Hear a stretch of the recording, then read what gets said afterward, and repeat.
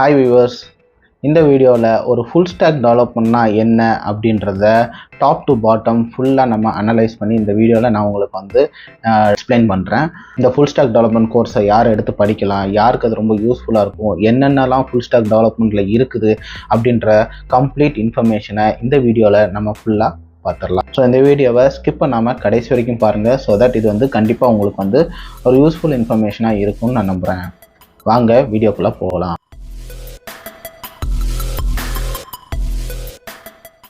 First ஒரு full stock டெவலப்மெண்ட்னா என்ன அப்படின்னா, front end development, back end development, database management, deployment, இந்த 4 இதையும் சேர்ந்து தான் என்ன சொல்லுவாங்கன்னா ஒரு ஃபுல் ஸ்டாக் டெவலப்மெண்ட் அப்படின்னு சொல்லுவாங்க.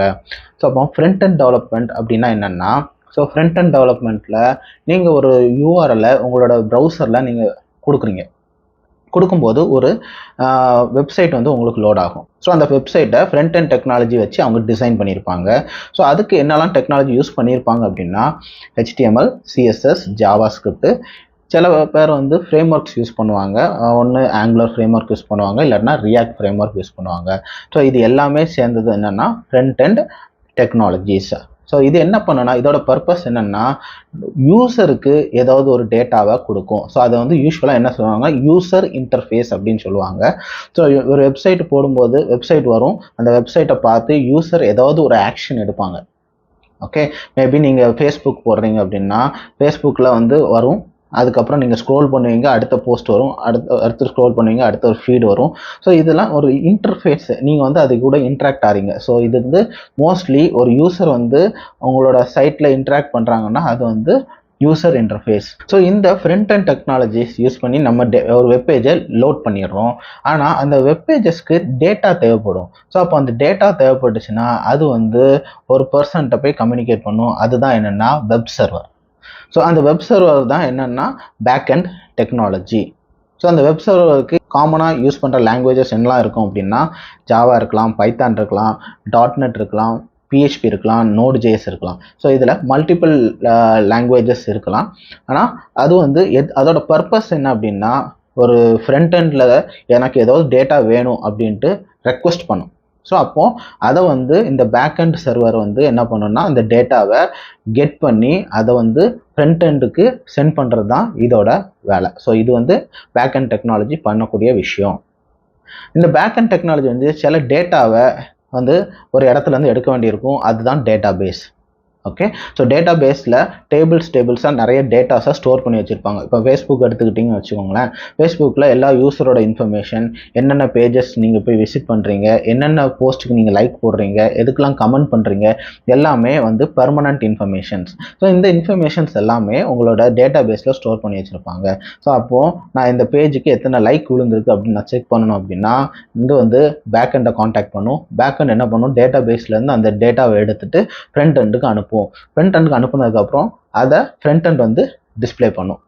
ஸோ இதுதான் ஒரு ஓவரால் ப்ராசஸ். ஓகே, ஸோ ஒரு டெவலப்மெண்ட்டில் இதுதான் நடக்கும். ஃப்ரண்ட் எண்டில் டேட்டாஸை யூஸருக்கு காட்டும், அதுக்கு தேவையான டேட்டாவை பேக் எண்டு கூட கம்யூனிகேட் பண்ணி வாங்கும், பெர்மனன்ட் டேட்டாவை டேட்டா பேஸ்லேருந்து ஃபெச் பண்ணி எடுத்து யூஸ் பண்ணும். ஸோ இதுதான் மோஸ்ட்லி யூஸ் பண்ண ப்ராசஸ். ஸோ டேட்டா பேஸில் என்னெல்லாம் ஸ்டோர் பண்ணுவாங்க, டேட்டா பேஸில் டேபிள் ஃபார்மேட்டில் எல்லாத்தையும் ஸ்டோர் பண்ணி வச்சுருப்பாங்க. காமனாக என்னெல்லாம் டேட்டா பேஸ் இருக்குது அப்படின்னா, நார்மல் எஸ்கியூஎல்னு ஒன்று இருக்குது, இன்னொன்று நோ எஸ்கியூஎல்னு ஒன்று இருக்குது. எஸ்கியூஎலுக்கு எக்ஸாம்பிள் என்னென்னா MySQL, MS SQL, Postgres, இதெல்லாமே எஸ்கியூஎலுக்கு எக்ஸாம்பிளாக இருக்கும். ஏன்னா அது ரிலேஷனல் டேட்டா பேஸ் அப்படின்னு சொல்லுவாங்க. நோ எஸ்கியூஎல் அதுக்கு எக்ஸாம்பிள் என்னெல்லாம் சொல்லலாம் அப்படின்னா MongoDB, Cassandra. ஸோ இதெல்லாம் நோ எஸ்கியூஎலுக்குள்ள எக்ஸாம்பிள்ஸ். நெக்ஸ்ட்டு, நீங்கள் பண்ணின அப்ளிகேஷனை ஒரு இடத்துல ஹோஸ்ட் பண்ணணும். அது ஒரு சர்வரில் நீங்கள் ஹோஸ்ட் பண்ணுவீங்க, சரியா? ஸோ அது சில கம்பெனிஸில் டெவலப்பர்ஸே ஹோஸ்ட் பண்ணுவாங்க. சில கம்பெனிஸில் டெவ்ஆப்ஸ்னு ஒரு டீம் வச்சுருப்பாங்க, அந்த டீமே அதை ஹோஸ்ட் பண்ணியிருப்பாங்க. பட் ஒரு ஃபுல் ஸ்டாக் டெவலப்மெண்ட்டில் டிப்ளாய்மெண்ட்டும் சேர்ந்து வரும். ஸோ ஓவராலாக இப்போ ஒரு ஃபுல் ஸ்டாக் டெவலப்மெண்ட்டில் என்னெல்லாம் டெக்னாலஜிஸ் யூஸ் பண்ணுறாங்க அப்படின்றத பார்த்துட்டோம். 4 இதுக்கு மொத்தம் front end development, back end development, database management, deployment. So இதுக்கு ஒவ்வொரு இதுக்கும் என்னென்ன டெக்னாலஜிஸ் யூஸ் பண்ணுறோம் அப்படின்றத நம்ம பார்த்தாச்சு. ஸோ காமனாக யூஸ் பண்ணுற full stack development frameworks என்னெல்லாம் இருக்குதுன்னு பார்த்தீங்கன்னா, MEAN stack development, MERN stack development, Angular with ASP.NET Core, Angular with Java, அப்புறம் React with ASP.NET Core, React with Java. So இப்படி மல்டிபிள் ஃபுல் ஸ்டாக் டெவலப்மெண்ட் இது இருக்குது. Most widely use பண்ணுறவங்க என்ன use பண்ணுவாங்கன்னா மீன் ஸ்டாக்கு இல்லாட்டினா MERN stack அப்படின்றது most பாப்புலராக யூஸ் பண்ணக்கூடியது. ஸோ இதில் நீங்கள் எதனாலும் எடுத்து நீங்கள் படிச்சுக்கலாம். ஓகே, ஸோ இப்போ நம்ம ஒரு பாயிண்ட்டுக்கு வந்துடும். ஸோ இப்போ இந்த ஃபுல் ஸ்டாக் டெவலப்மெண்ட்னா என்னென்னு பார்த்தாச்சு, என்னெல்லாம் டெக்னாலஜிஸ் படிக்கலான்றதும் பார்த்தாச்சு. இப்போது இந்த ஃபுல் ஸ்டாக் டெவலப்மெண்ட்டை யார் படிக்கிறது ரொம்ப யூஸ்ஃபுல்லாக இருக்கும் அப்படின்னு பார்த்தீங்கன்னா, மோஸ்ட் ப்ராபபிளி ஒரு ரெக்ரூட்டர்ஸ்ன்னு நீங்கள் பார்த்துக்கிட்டிங்கன்னா ஒரு ஃபுல் ஸ்டாக் டெவலப்மெண்ட் ரோலுக்கு அவங்க ரெக்ரூட் பண்ண போகிறாங்கன்னா அவங்க வந்து ஒரு எக்ஸ்பீரியன்ஸ் கேண்டிடேட்டை தான் வந்து அந்த ரோலுக்கு எடுப்பாங்க. ஒரு ஃப்ரெஷரை ஒரு ஃபுல் ஸ்டாக் டெவலப்மெண்ட் ரோலுக்கு எடுக்கிறாங்க அப்படின்னா அது வந்து ரொம்ப ரேர் செனாரியோ. மோஸ்ட்லி எடுக்கிறாங்க அப்படின்னா ஸ்டார்ட் அப் கம்பெனிஸில் எடுத்துக்கிடுவாங்க.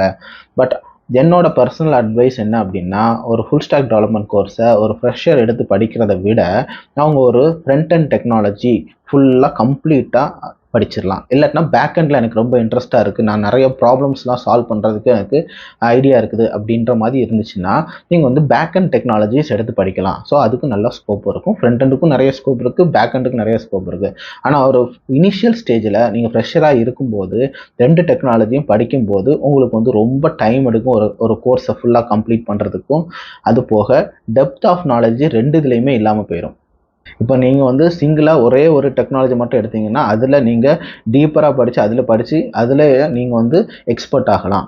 ஆனால் நீங்கள் வந்து ஃபுல் ஸ்டாக் டெவலப்மெண்ட் அப்படின்னு நீங்கள் படிக்கும்போது என்ன ஆகும் அப்படின்னா, உங்களுக்கு 100% எஃபிஷியன்சி இருக்குது அப்படின்னா அதை வந்து 50% இதுக்கு கொடுப்பீங்க, ஃப்ரண்ட் அண்ட் டெவலப்மெண்ட் கொடுப்பீங்க, 50% பேக் எண்டுக்கு கொடுப்பீங்க. ஸோ இதனால் உங்களோட எஃபிஷியன்சியை ஃபுல்லாக அதில் வந்து இது பண்ண முடியாது. ஸோ என்னோட பர்சனல் அட்வைஸ் என்னென்னா, நீங்கள் வந்து ஃப்ரண்ட் எண்டு இல்லை பேக் எண்டு ஏதாவது ஒன்று படிச்சுக்கோங்க. போக உங்களுக்கு ஏதாவது டவுட்ஸு ஏதாவது கொஸ்டின்ஸ் இருந்துச்சு அப்படின்னா நீங்கள் வந்து இந்த கமெண்ட்ஸில் பிங் பண்ணுங்கள், நான் அதுக்கு வந்து ஆன்சர் பண்ணுறேன். இன்னொன்று நான் சொல்லணும்னு நினச்சேன், நிறைய பேர் வந்து மீன் ஸ்டாக் மேர்ன் ஸ்டாக் எடுக்கிறாங்க.